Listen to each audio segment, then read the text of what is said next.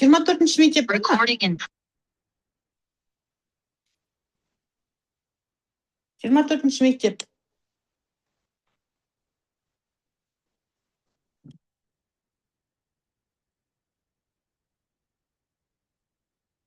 Жиырма төртінші лицейден ешкім жоқ па? Сайымбетов Айбек дейді.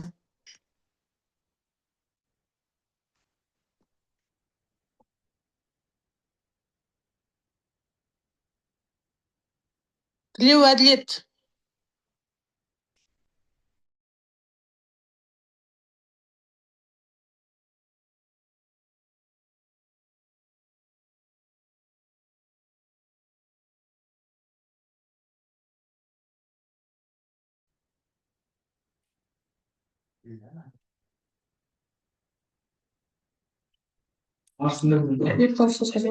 Гүлзира апай, сәлеметсіз бе? Әділет бар ма? Әріптестер. Ернар Тойлыұлы, Дәулеталы Ернар. Қай мектеп екенін білмеймін, бірақ бар екен сол кісі. 40-шы мектеп па? 40-шы мектеп бар. Мектеп бар. Так, Сағынбеков Дәурен отыр, иә. Нұрсұлтанова Жазира бар, Арынов Қанат бар, Үскенбаева Динара бар, Мәжит Елтай. Бар. Мен. Қазір бізге қай мектеп? 54-ші мектеп қосылады. 24-ші лицей сіздер жоқсыздар ма?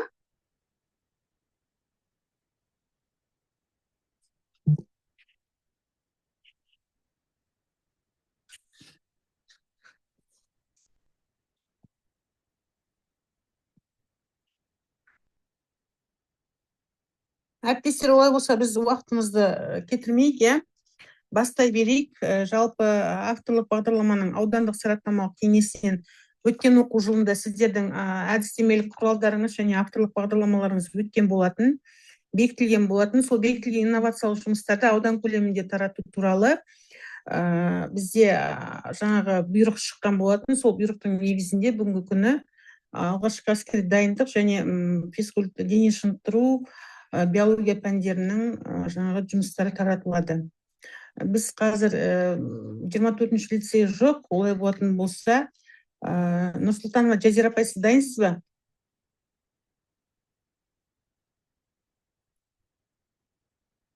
Дайын. Дайынсыз ба, Жазира апай? Иә. Дайын болсаңыз, бастай беріңіз.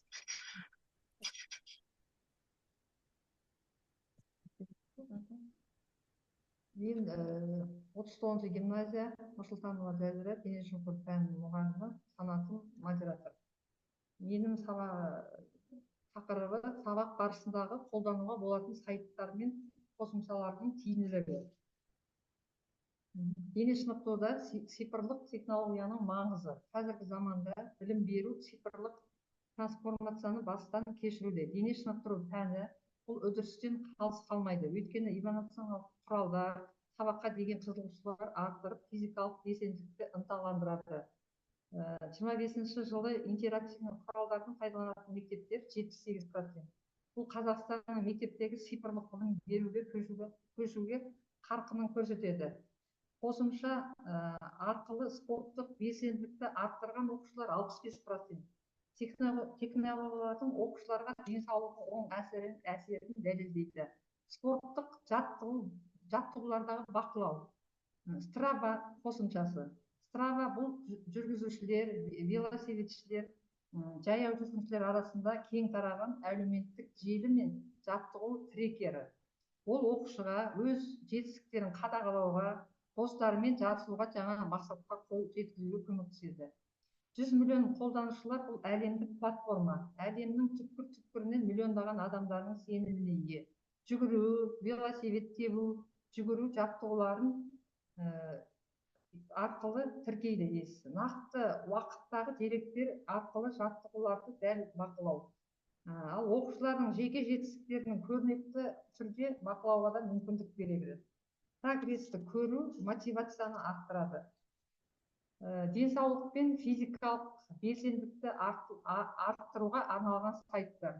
Бұл платформада мысалы оқушыларға сабақтан тыс уақытта белсенді болуға және жаттығуларды қызықты формада орындауға мүмкіндік береді. Олар денсаулықты нығайтуға және дұрыс өмір салтын қалыптастыруға ықпал етеді. Коунулус деген бұл балаларға арналған интерактивті жаттығулар мен ойындар. Олар арқылы оқудың қызықты етеді. Фитнес, велнерс деген тегін видео жаттығулары. Түрлі деңгейде арналған, әркім өзіне сай бағдарлама алады. Қазақстанның денсаулық порталы бұл дене шынықтыру бойынша әдістемелік материалдарға кеңес береді.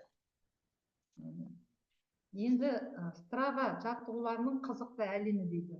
Ол оқушыларда Strava қосымшасын пайдаланып, жаттығуды экранда маршрут пен статистикада көрініп тұрады.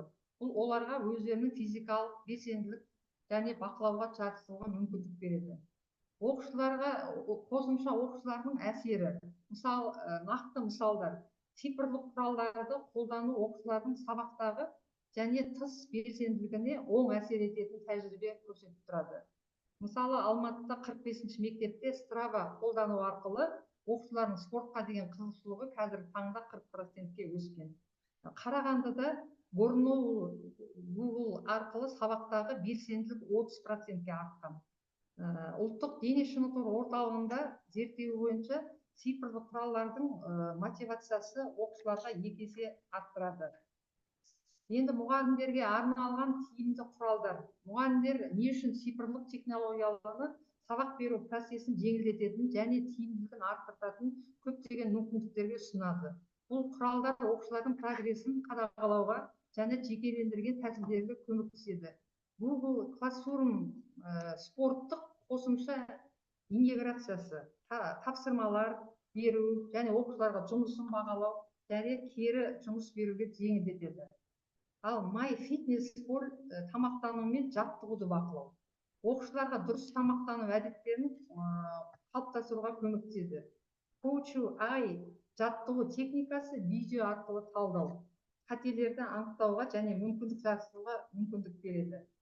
Қиындықтар мен шешімдер дейді. Мысалы, цифрлық технологияда енгізу барысында кейбір кедергілер жиі кездесуі мүмкін. Алайда олардың шешімін табу жолдары бар. Мысалы, интернет пен құрылғылар жоқ жерде қалалық емес аймақтық қолжетімсіздік цифрлық білімдерге қиындық туғызады.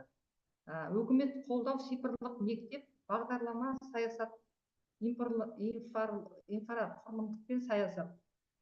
Мұғалімдер цифрлық сауаттылығы оқыту мен тренинг қажет.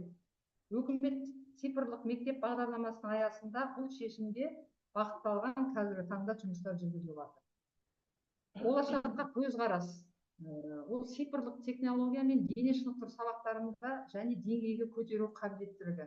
Болашақта пән одан да интерактивіне жекелендірілген және қызықты болады деп күтілуде. Виртуалдық шындық арқылы спорттық жаттығуға жетілдіру. Ол оқушыларға интерактивті, тартымды және жаттығу тәжірибесін ұсынады. Ал жасанды интеллекттің көмегімен жеке жаттығу бағдарламаларын құру. Ол әр оқушының қажеттілігіне бағдарламалар жасау. Қазақстанда спорттық платформалар дамытуға мемлекеттіктің қолдау. Инновациялық шешімдерге енгізуге ынталандырылған қаржыландыру. Енді қорытындыда цифрлық құралдар және дене шынықтыру сабақтарының тиімді әрі қызықты етеді. Бұл оқушыларға сабаққа деген белсенділігін арттырады. Мұғалімдер мен мектептер үшін жаңа мүмкіндіктер ашады. Білім беру процесін жаңартуға жол ашады. Оқушылар спортқа деген ынтасын арттырады, денсаулық жақсартады. Салауатты өмір салтын қалыптасуға ықпал етеді. Қазірден бастап цифрлық технологияның белсенді енгізу болашақтың кепілігі. Инновацияларға инвестиция салу жарқын болашақтың кепілі.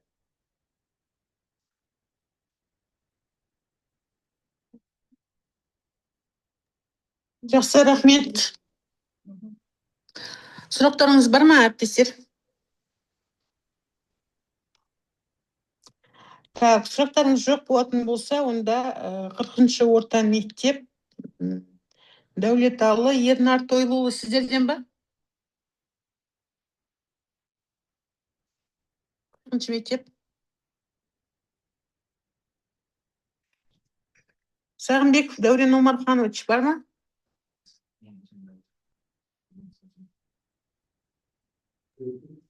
Бар.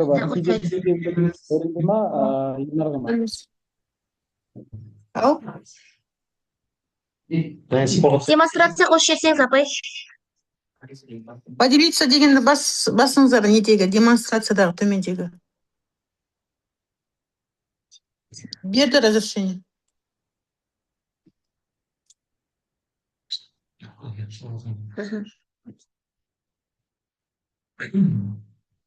Сәлеметсіздер ме әріптестер? Дауысым естіліп жатыр ма? Естіліп тұр, айта беріңіз. 40-шы орта мектеп дене шынықтыру пәні мұғалімі Сәйгенбеков Дәурен Орманканович. Тақырыбы дене шынықтыру пәні бойынша тиімді оқу процесін ұйымдастыру. Авторлық бағдарламаның мақсаты оқыту үдерісін тиімді ұйымдастыру, мұғалімдерге сабақ беру әдістерін жетілдіруге көмектесу. Авторлық бағдарламаның міндеттері: оқу материалын жүйелеу, теориялық білім мен практикалық дағдыларды нақты ретпен және логикалық құрылыммен ұсыну. Екінші, шығармашылық тапсырмаларды енгізу, оқушылардың сыни ойлау қабілетін дамытатын, қызығушылығын арттыратын тапсырмалар мен жобалар ұсыну. Үшінші, оқу процесін әртараптандыру, әртүрлі әдістер мен тәсілдерді пайдалану арқылы оқыту сапасын арттыру. Төртінші, бағалау критерийлерін анықтау, оқушылардың білім деңгейін нақты бағалауға арналған жүйені жасау. Дене шынықтыру пәнінің білім беру саласындағы рөлі.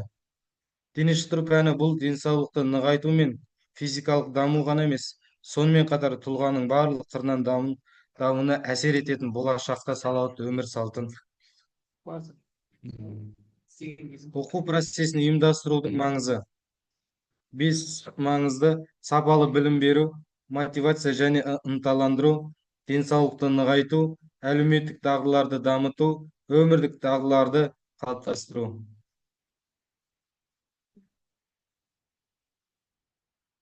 Дене шынықтыру сабағының мақсаты оқушылардың физикалық дамуымен қатар, олардың әлеуметтік және тұлғалық дамуына да қамтамасыз ету. Осы мақсатқа жету үшін дене шынықтыру сабағында оқушылардың белсенділігін арттыруға бағытталған. Бірінші, жаттығулар мен ойындар арқылы оқыту, рөлдік ойындар мен спорттық шаралар. Үшінші, пікірталас пен дебаттар.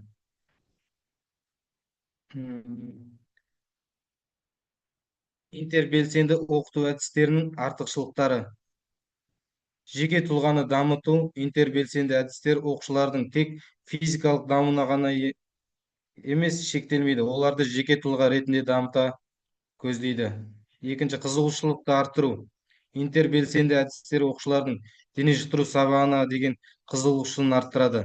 Төртінші, кооперация мен команда жұмыс дағдыларын дамыту. Топтық жұмыстар мен ойындар оқушылардың бір-бірімен ынтымақтастықта жұмыс істеуіне ықпал етеді. Физикалық белсенділікті арттыру. Осы әдістерді қолдану оқушылардың физикалық белсенділігін арттырады. Ойын әдістері оқушылардың. Бірінші, спорттық ойындар, эстафеталық ойындар, рөлдік ойындар, қозғалыс ойындары, саяхаттық ойындар. Ойын әдістерінің артықшылықтары. Қызығушылық пен мотивациялық арттыру, командалық жұмыс дағдыларын дамыту, қозғалыс пен дене дағдыларын дамыту, салауатты өмір салтын насихаттау. Оқу процесін ұйымдастыру ерекшеліктері. Жас ерекшеліктерін ескеру, жеке және топтық жұмыс, оқушылардың қызығушылығын арттыру. Қорытынды. Дене шынықтыру пәнінің оқу процесін тиімді ұйымдастыру үшін оқушылардың жас ерекшеліктерін ескеру, жеке және топтық жұмыстарды дұрыс қолдану аса маңызды. Әр кездегі оқушылардың физиология және психология ерекшеліктері әртүрлі болғандықтан, оқу бағдарлама мен әдістері осы ерекшеліктерге сәйкес бейімделу қажет. Бастау сыныптарда ойын элементтерін қолдану, орта мектепте қозғалыс жаттығулар мен спорттық ойындарды енгізу, жоғары сыныптарда спорттық жарыстар мен жаттығуларға көңіл бөлу, оқушылардың дене бітімін қалыптастыруға және физикалық төзімділігін арттыруға ықпал етеді. Тыңдағандарыңызға рахмет.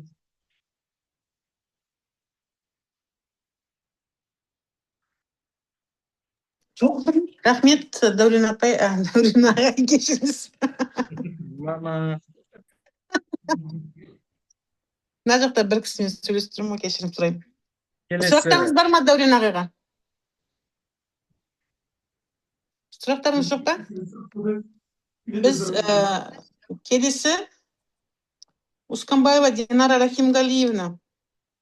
бізде 40-шы мектеп сразу Ернар қосылып тұр еді, қосып өткізіп жіберсек. Ернар ағай ма? Дайын тұр ма ол кісінікі? Иә, дайын тұр міне. Жақсы. Ойбай ағай. Қайттан поделиться дегенді басып несеңіз. Дәулеталы Ернар Тойлыұлы ма? Иә.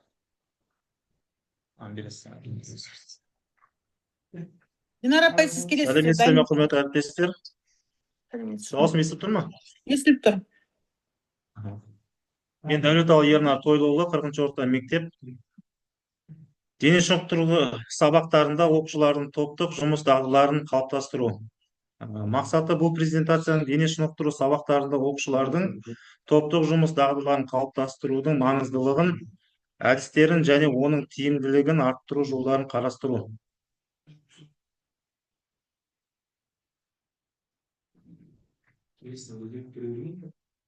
Топтық жұмыс барысында туындайтын қиындықтар.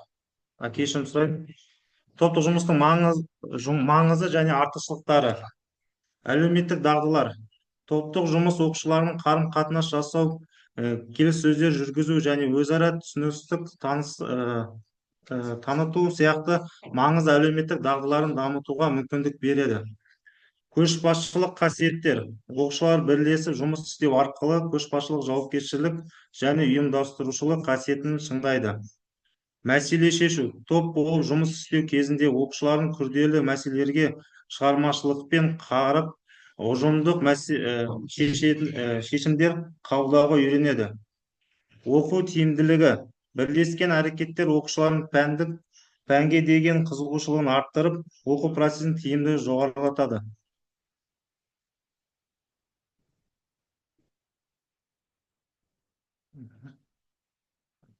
Топтық жұмыс барысында туындайтын қиындықтар, олардың шешу жолдары. Туындайтын қиындықтар топ мүшелерінің арасында түсінбеушіліктер, жауапкершіліктің тең бөлінбеуі, көшбасшылық қасиеттерінің жетіспеушілігі, уақытты тиімсіз пайдалану, мақсаттардың бұлыңғырлығы. Шешу жолдарына келетін болсақ, ашық қарым-қатынас орнату, рөлдік нақты бөлу, тренингтер мен семинар өткізу, жұмыс жоспарларын құру, мақсаттарды нақтылау және бақылау. Тиімді топтық жұмыс үшін мұғалімнің рөлі. Бағыт беруші. Мұғалім оқушыларға топтық жұмыс мақсатын түсіндіріп, орындалу барысында бағыт-бағдар береді. Модератор. Қақтығыстарды шешуге мектеп көмектесуге әрекет өз ойын еркін білдіруге жағдай жасайды. Бағалаушы. Топтық жұмыс нәтижелерін әділ бағалап, кері байланыс береді. Ынталандырушы. Оқушылардың белсенділігін арттырып, жұмысқа деген ынтасын оятады. Қорытынды нәтиже ұсыныстар.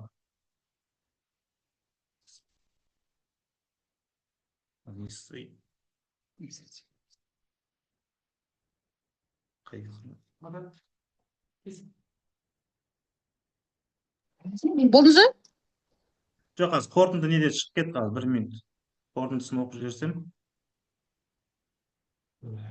Ашылып тұр ғой қорытындыңыз. Демонстрация экранға кетіп қалыпты. Қорытынды жайлы оқып жіберсем. Дене шынықтыру сабақтарында топтық жұмыс оқушылардың тек физикалық емес, сонымен қатар әлеуметтік, эмоционалдық және когнитивті дағдыларын дамытуға үлкен рөл атқарады. Оқыту, оқушылардың топтық жұмыс дағдыларын арнайы оқыту, кері байланыс жұмыс нәтижесі бойынша тақырыпты және конструктивті кері байланыс беру. Ресурстар топтық жұмысқа қажетті материалдарды және құралымдарды қамтамасыз ету. Назарларыңызға рахмет. Рахмет. Сұрақтарыңыз бар ма? Ернар ағайдың әдістемелік құралына қоятын сұрақтарыңыз жоқ па? Сұрақтарыңыз жоқ болатын болса, онда Оспанбаева Динара Рахимғалиевна сөз кезегі сізге беріледі. Қорғаған әріптестер, шығып кетпейміз. Соңында жалғыз мұғалім өзіне-өзі қорғап отырмасын. Себебі бұл запись жазылып жатыр. Сәлеметсіздер ме, құрметті әріптестер? Мен 39 гимназия жаратылыстану пәні мұғалімі, биология пәні мұғалімі, жаратылыстану әлемі элективті курс демонстрация. Әлі қосылмады ғой деймін.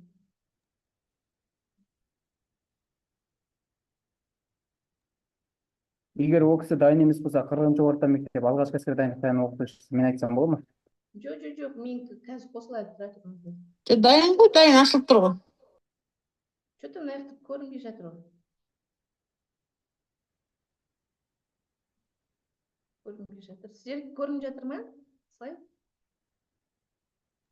Көрініп тұр бізге. Оқи беріңіз.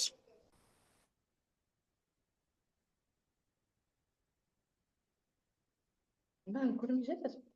Так, жаратылыстану әлемі элективті курсы бағдарламасының мазмұнын ұйымдастыру бойынша оқу жүктемесінің көлемі 5-ші сыныпта аптасына 1 сағат, оқу жылында 34 сағатты құрайды. Жалпы бағдарлама мақсаты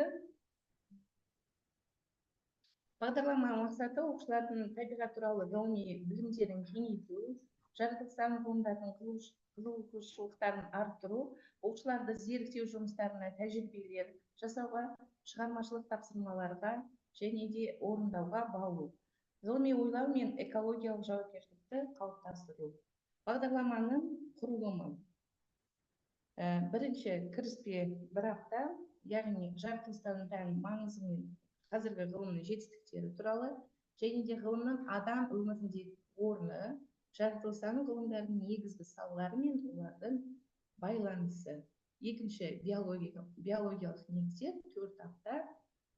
Бірінші клеткалар мен тіндердің құрылымы мен қызметі, эволюциялық және биологиялық әртүрлілік, адам ағзасының құрылымы мен жұмыс істеуі, экология қоршаған ортаға әсер етуі. Үшінші химия және оның қолдануы 4 апта. Заттардың құрылымы мен қасиеттері, химиялық реакциялар мен олардың қолданылуы, күнделікті өмірде химияның рөлі, экологиялық химия, тұрмыстық химикаттар және олардың қоршаған ортаға әсері. 4-ші бізде физика, қоршаған ортаны түсіну 4 апта. Ол жерде қозғалыс күштер және энергия, электр мен магнетизм, жарық пен дыбыс, ғылымның болашақтағы даму бағыттары. 5-ші экологиялық және тұрақты даму 2 апта. Табиғи ресурстарды сақтау, тұрақты даму принциптері және энергияны үнемдеу, экологиялық таза технологиялар.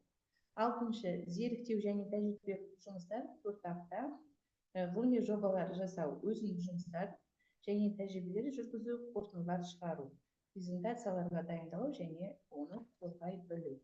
5-ші бізде қорытынды, ол 1 апта бағдарламаны қорытындылау, оқушылардың жетістіктерін бағалау, оқушыларға өздерінің зерттеу жұмыстары бойынша пікірлер мен ұсыныстар беру, жаратылыстану ғылымдардың болашағы мен өзектілері туралы әңгімелесу. Бағдарламада қолданылатын әдістер мен тәсілдер, ол әрине интерактивті сабақтар, оқушылардың белсенділігін арттыруға бағытталған әртүрлі сұрақтар мен тапсырмалар, практикалық жұмыстар, оқушыларға өз тәжірибелерін жасау, зерттеу әдістерін қолдану мүмкіндігін беру. Топтық жұмыстар, оқушылардың бірлесіп жұмыс істеу дағдыларын дамыту. Қорытынды жобалар, оқушылардың өз зерттеулерін презентация түрінде ұсыну. Енді бұл жерде биология бойынша шығармашылық жұмыстар мен тәжірибелер, шығармашылық жұмыстар, өсімдіктердің өсіп-өнуі, жасыл әлем. Жалпы мақсаты өсімдіктердің өсіп-өну процесін түсіндіру, қоршаған орта факторларының әсерін зерттеу, ал қорытынды жұмыс бұл жерде өсімдіктердің өсуіне әсер ететін факторларды зерттегеннен кейін оқушылар ғылыми есеп жазып, зерттеу нәтижелерін сыныпта қорғайды өзін. Екінші, экологиялық фоторепортаж, ол мақсаты экологиялық мәселелер туралы оқушылардың хабарландыруын арттыру және де қоғамға экологиялық жауапкершілік жайлы ақпарат беру. Қорытынды жұмыс, фоторепортаж жасалғаннан кейін оқушылар өз жұмыстарын сынып алдында қорғайды және де экологиялық мәселелерді қатысты өз пікірлерін білдіреді. Үшінші, тірі ағзалардың тіршілік циклі бұл жерде мақсаты тірі ағзалардың дамуын, көбею процесін және өмір сүру шарттарын түсіндіреді. Қорытынды жұмыс әрбір ағзаның тіршілік циклін зерттеп, оқушылар өздерінің бақылауларын қорытындылайды және графиктер мен суреттерді пайдалана отырып циклдің әр кезеңін түсіндіреді. Жануарлар әлеміндегі құрылымы мақсаты жануарлар арасындағы әлеуметтік байланыстарды зерттеу, олардың қоректену және өмір сүру стратегиясын талдау. Қорытынды жұмыс оқушылар зерттеген жануарлардың түрінің әлеуметтік құрылымын презентация түрінде ұсынады және табиғаттағы рөлін талдайды. Тәжірибелер: өсімдіктердің фотосинтез процесі. Мысалы, мақсаты фотосинтездің маңыздылығын түсіндіру және жарықтың өсімдіктердің өміріне әсерін анықтау. Қорытынды тәжірибе нәтижесінде оқушылар жарықтың өсімдіктің өсуіне, олардың фотосинтез процесіне әсерін анықтайды. Және де екіншісі қышқыл мен негіздердің әсері. Мақсаты қышқыл мен негіздер арасындағы айырмашылықты түсіну, деңгейінің маңыздылығын білу. Қорытынды оқушылар реакциялардың нәтижелерінде талдайды және табиғи орындағы қышқыл немесе сілтіген негізгі рөлін туралы түсін қалыптастырады. Ағзадағы су деңгейін зерттеу. Мақсаты су адам денсаулығының өміріне қаншалықты маңызды екенін. Қорытынды оқушылардың ағзаның су балансын сақталу маңызын біледі және де денсаулыққа әсерін зерттейді. Қорытындыңызды айтсаңыз, регламент. Қорытынды жалпы жаратылыстану пәнінен элективті курс бағдарламасы оқушылардың ғылымға деген қызығушылықтарын арттыру және де олардың зерттеу дағдыларын дамытуға және экологиялық мәселелерді терең түсінуге көмектеседі. Тақырыптар мен материалдар оқушылардың жас ерекшелігіне және білім деңгейіне сәйкес икемделеді, ал интерактивті әдістер мен тәжірибе олар шығармашылықтар мен жұмыс істеуге ынталандырады. Сонымен аяқталды. Назарларыңызға рахмет. Жақсы, рахмет. Сұрақтарыңыз бар ма? Бізде Мәжит Елтай Атайбекұлы, 40-шы орта мектептің алғашқы әскери дайындық пәнінің мұғалімі. Аға, иә. Демонстрация экран берсеңіздер маған.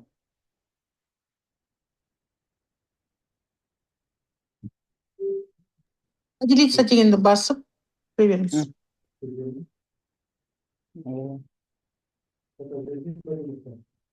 Жоқ, ашылды ғой, иә? Иә, ашылды. Бастай беріңіз. Қазір 1 минут ренжімеңіздер.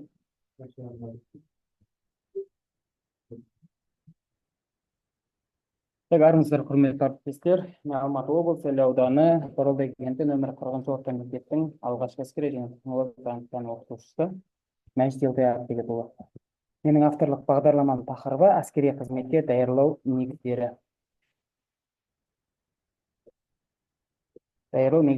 Әскери патриоттық тәрбие және оның рөлдері.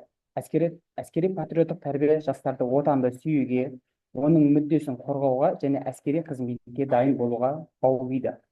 Мақсаттары патриоттық сананы қалыптастыру, әскери қолтаңбалы дағдыларды дамыту, әскери қызметке деген құрметті арттыру. Рөлдері ел қорғаушыларының жаңа буынын тәрбиелеу, ұлттық қауіпсіздікті нығайту және азаматтық белсенділіктерді арттыру. Әскери қызметтің маңызы мен құндылықтары қандай? Отанды қорғау, әскери қызмет елдің қауіпсіздігі мен тәуелсіздігін қамтамасыз ететін қасиетті міндет. Ұлттық рух, әскери қызмет азаматтардың патриоттық сезімін, ұлттық бірлігін мен рухын нығайтады. Тәртіп және жауапкершілік, әскери өмір тәртіпке, жауапкершілікке, батылдық пен шыншылдыққа тәрбиелейді. Жеке тұлғаның дамуы, әскери қызметте сарбаздардың физикалық және моральдық тұрғыдан шыңдап өмірлік дағдыларын үйретеді. Әскери патриоттық дайындыққа бастапқы оқу, арнайы шеберлік және далалық жаттығулар жатқызылады. Бастапқы оқу негізгі дағдылармен тәрбиелейді. арнайы шеберлік, рөлге сай тренингтер мен жаттығулар өткізіледі. Далалық жаттығулар тәжірибелік тапсырмалар мен сценарийларды қалыптастырады. Әскери дайындық сарбаздар мен жан-жақты дамуын қамтамасыз ететін бірнеше маңызды қызметтерден тұрады. Физикалық және психологиялық дағдыларын дамыту. Әскери қызметте табысты болу үшін физикалық төзімділік пен моральдық тұрақтылықты өте маңызды.